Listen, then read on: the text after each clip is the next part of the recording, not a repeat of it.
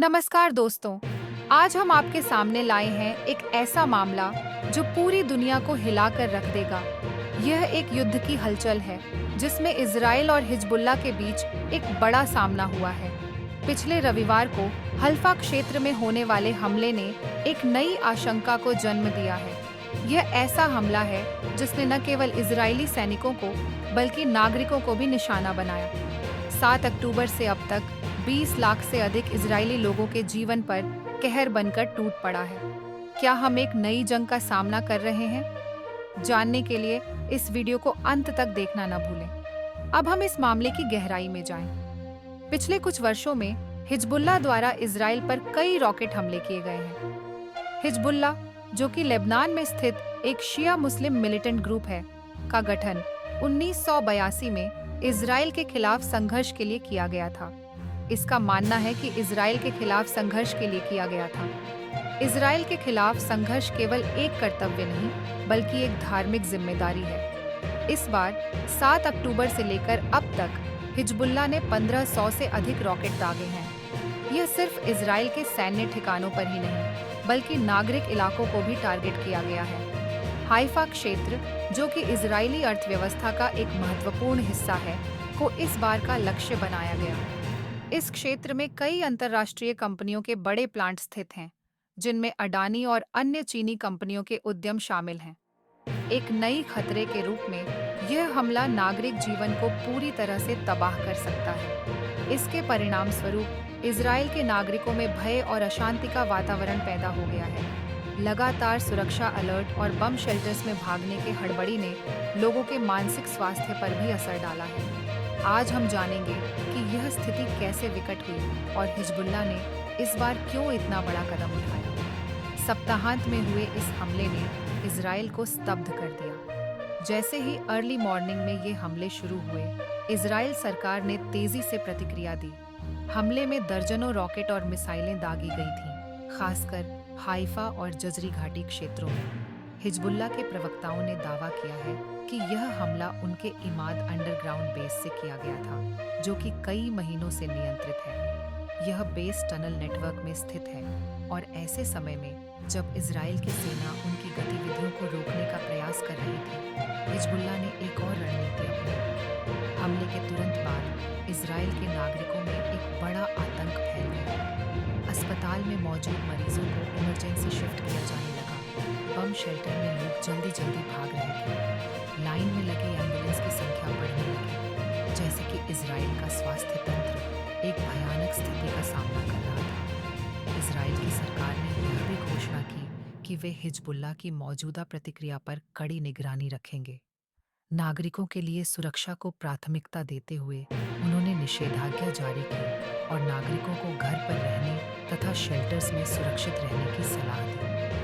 Hezbollah का यह कदम केवल एक ताज़ा रणनीति नहीं है, यह उनके परिवर्तन की एक मिसाल भी है।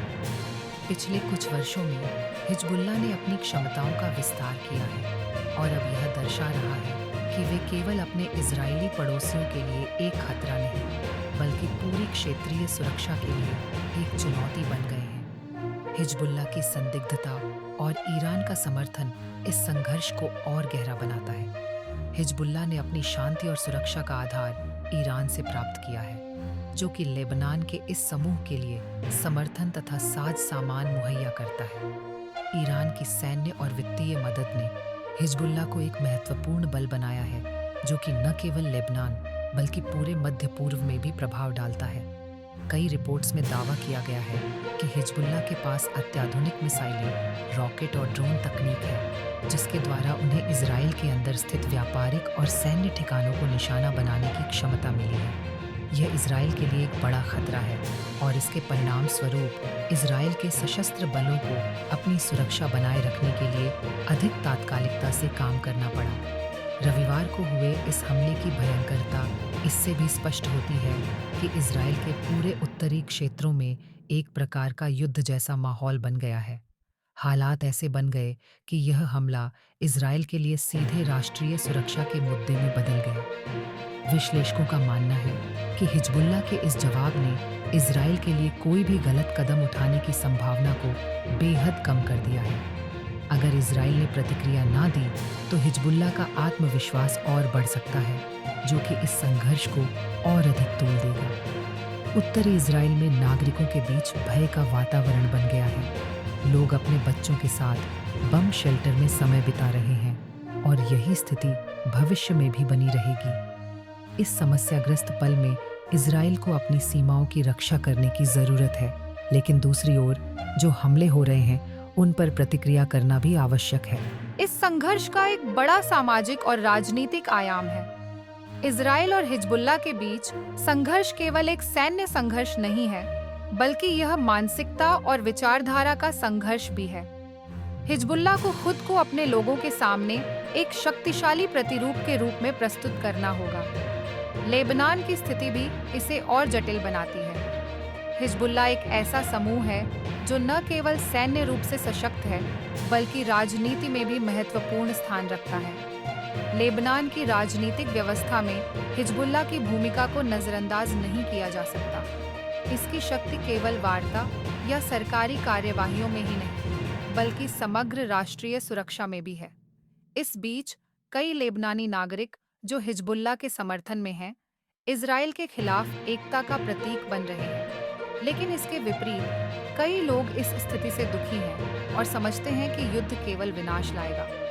जब आप युद्ध पर चलते हैं तो आपको यह याद रखना होगा कि इसकी कीमत मानवीय जीवन होती है। इसके अलावा इस हमले से पैदा हुए भय और आतंक की लहर इजराइल के भीतर हलचल पैदा करती है। इजरायली नागरिकों में चिंता है कि क्या वे अपने जीवन को फिर से सामान्य बना सकेंगे। सवाल है, क्या उनकी सरकार पर्याप्त सुरक्षा सुनिश्चित कर पाएगी? जिन परिवारों ने इस हमले का अनुभव किया है, उनके लिए शांतिपूर्ण जीवन के सपने धुंधले हो चुके हैं। इस संकट का एक और पहलू यह है कि इजराइल की सैन्य और गुप्तचर एजेंसियों के लिए यह एक बड़ी चुनौती है।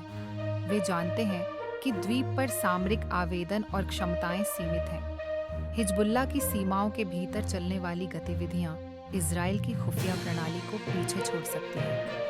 सीरिया और ईरान से समर्थन की लंबी पहुंच और हिजबुल्लाह के ताज़ा हमले ने इजराइल को एक कठिन स्थिति में लाकर खड़ा कर दिया है। इस तनाव को और बढ़ाता है कि इजराइल को अपने प्रतिकूलों से संभावित खतरों का सही आकलन करने की आवश्यकता है, विशेष रूप से इस सवाल को ध्यान में रखते हुए कि क्या और कितनी बार हिजबुल्लाह का अगला हमला होगा। जब से हमले हुए हैं, तब से इजराइल के सुरक्षा बलों ने स्थायी निगरानी रखने की योजना बनाई है, ताकि वे वास्तविक समय में स्थिति का आकलन कर सकें। जहां एक ओर यह संघर्ष इजराइल और हिजबुल्लाह के बीच के शक्ति संतुलन को प्रभावित कर रहा है, वहीं इससे अंतर्राष्ट्रीय स्तर पर भी कई सियासी मोड़ आ सकते हैं। कई देश इस स्थिति को अपनी सुरक्षा आवश्यकताओं के अशांति के रूप में देख रहे हैं। अमेरिका, जो इस क्षेत्र में एक प्रमुख रूप से सक्रिय देश है, अपने सहयोगियों के साथ इस परिधि को समझने की कोशिश कर रहा है। अमेरिका लगातार इजराइल के साथ खड़ा है और उसकी नीति का एक महत्वपूर्ण आयाम यह है कि हिजबुल्लाह और ईरान के साथ संवाद कैसे किया जाए। कुछ विशेषज्ञों का मानना है कि अमेरिका को हिजबुल्लाह की आक्रामकता को पूरी तरह से नकारना नहीं चाहिए, क्योंकि इससे क्षेत्रीय स्थिरता पर असर पड़ सकता है। यह घातक हो सकता है कि यदि इजराइल ने अपने प्रतिकूलों के खिलाफ अधिक आक्रामक नीति अपना ली तो इजराइल की नीयत अब केवल एक प्रतिक्रिया देने की नहीं, बल्कि यह सुनिश्चित करने की है कि भविष्य में ऐसे हमले न हों। इसलिए अंतर्राष्ट्रीय साजिशों में भी हिजबुल्लाह की हर गतिविधि पर नजर रखी जाएगी। इस संघर्ष का प्रभाव केवल मध्य पूर्व तक सीमित नहीं है, बल्कि पूरे विश्व समुदाय में स्थितियों को बदल सकता है। यह स्थिति न केवल ईरान के साथ इजराइल के टकराव को बढ़ाएगी, बल्कि इसे कई अन्य देशों की सुरक्षा चुनौतियों में भी जोड़ देगी। सामाजिक और राजनीतिक संदर्भ में इस हमले पर वैश्विक प्रतिक्रियाएं भी सामने आई हैं। कई देशों ने हिजबुल्लाह के हमले की निंदा की है और इजराइल के नागरिकों के प्रति एकजुटता व्यक्त की है। यह बात साफ है कि जब ऐसे हमले होते हैं तो न केवल सीधे प्रभावित देश, बल्कि विश्व के अन्य हिस्सों में भी लोगों की चिंता उत्पन्न होती है। इजराइल के भीतर स्थानीय और अंतर्राष्ट्रीय मीडिया ने इस स्थिति को ध्यान में रखते हुए निरंतर कवरेज जारी रखा। लोग सोशल मीडिया पर इस बात को लेकर चर्चा कर रहे हैं कि क्या यह हमले भविष्य के तनाव को बढ़ाने का कारण बनेंगे? सड़क पर जनसामान्य के बीच हलचल से यह स्पष्ट है कि वे हिजबुल्लाह के बढ़ते प्रभाव और इजराइल की प्रतिक्रिया को लेकर चिंतित हैं। उन्हें यह चिंता सता रही है कि कहीं यह युद्ध न बढ़ जाए, और अगर ऐसा हुआ तो इसका क्या प्रभाव होगा। इस मध्य पूर्वी टकराव की वास्तविकता यह है कि जब हिंसा बढ़ती है तो लोगों का जीवन प्रभावित होता है। यह केवल लड़ाई के मैदान में नहीं, बल्कि आर्थिक और सामाजिक जीवन में भी असर डालता है। अर्थव्यवस्था, रोजगार, शिक्षा और स्वास्थ्य सेवाएं सभी इस संकट के साए में आ जाती हैं। इस हमले का एक मुख्य पहलू यह भी है कि इसे लेकर राजनीतिक स्थिरता पर क्या प्रभाव पड़ेगा। इजराइल में आगामी चुनावों का यह प्रभाव स्पष्ट दिखाई दे सकता है। क्या यह स्थिति इजराइल की वर्तमान सरकार को और अधिक कठोर कदम उठाने के लिए मजबूर करेगी, या वे एक नई रणनीति पर विचार करेंगे? यह सब इस बात पर निर्भर करेगा कि आने वाले समय में स्थिति कैसे विकसित होती है। क्या यह संघर्ष शांतिपूर्ण बातचीत के माध्यम से हल किया जा सकेगा, या यह और अधिक गंभीर रूप ले लेगा? युद्ध की तलवार लटकती रहेगी, और हर दिन आने वाली खबरें हमें यह समझाने का प्रयास करेंगी कि क्या भविष्य में और भी भयावह हमले होंगे। कई क्षेत्रों में भी ईरान का बढ़ता प्रभाव किसी भी समय टकराव का कारण बन सकता है। क्या हमले अभी समाप्त होंगे, या यह एक नई शुरुआत होगी? यह परिस्थिति न सिर्फ मध्य पूर्व बल्कि दुनिया के अन्य हिस्सों में भी खतरनाक हो सकती है। मौजूदा हालात और आतंकवाद के वैश्विक फैलाव की स्थिति को समझते हुए हमारे लिए यह जरूरी हो जाता है कि हम इस समय में जागरूक रहें और स्थिरता की दिशा में कदम उठाएं। तो दोस्तों, आपके विचार क्या हैं इस संघर्ष के बारे में? क्या यह केवल एक स्थानीय हालात है, या हम एक और विश्व युद्ध की शुरुआत के कगार पर हैं? कृपया नीचे कमेंट सेक्शन में अपने विचार साझा करें। यदि आपको यह वीडियो पसंद आया हो तो लाइक करें, हमारे चैनल को सब्सक्राइब करें और इस वीडियो को ज़्यादा से ज़्यादा शेयर करें। अंत में यह स्पष्ट है कि यह मामला अभी भी बहुत गंभीर है और कई सवाल अनुत्तरित हैं। युद्ध की आग में जलता यह क्षेत्र क्या फिर से शांत हो पाएगा? क्या हम एक और बड़े हमले के साक्षी बनेंगे? यह स्थिति आगे क्या मोड़ लेगी, यह देखना महत्वपूर्ण है। याद रखें, सच और पारदर्शिता के लिए हमारी आवाज़ उठाना जरूरी है। धन्यवाद।